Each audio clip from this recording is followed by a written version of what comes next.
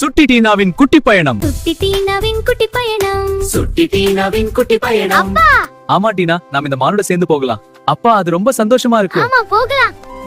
சுட்டி டீனாவின் குட்டி பயணம். குட்டி டீனாவோட வாருங்கள். டீனா, இந்த காடு எப்படி இருக்கு? ரொம்ப சந்தோஷமா இருக்காப்பா.